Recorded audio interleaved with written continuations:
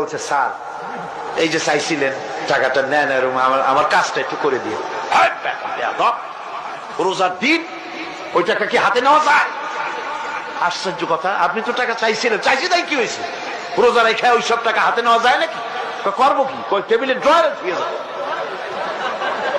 টেবিলের ড্রয়ারে টাকা থুইয়া তারপরে লোকটা বলতেছে স্যার আপনি যা করলেন আমার একটা গল্প মনে পড়ে গেল, যদি কিছু মনে না করেন।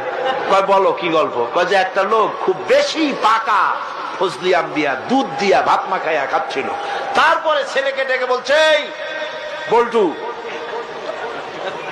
চামচ নিয়ে। কয় বাবা হাত দিয়ে তো ভাত খাচ্ছিলে আবার চামচ কেন? কয় তুই তার বুঝবি কি, আমটা এত বেশি পাকা যে দুধ দিয়ে যখন মাখাইছি একেবারে আমাশা রুগীর বিষ্ঠার মতো লাগে, সেই জন্য হাত দিয়া খেতে ঘৃণা করে বলে চামচ দিয়া খাইতে চাইছি। রোজার দিন ওই টাকা কি হাতে নেওয়া যায়? সুতরাং ড্রয়ারের মধ্যে ধুয়ে যাবে। তাহলে বোঝা গেল লোকটা আল্লাহরে ভয় করে না। রোজা রাখে ঠিক, নামাজ পড়ে ঠিক, আল্লাহরে ভয়,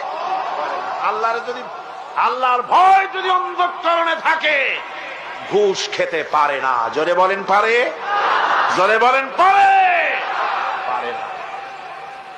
যে ঘুষ খাও, গরিব মানুষেরা ঘুষ দেয় কাজ আদায় করার জন্য, কিন্তু টাকায় বরকত।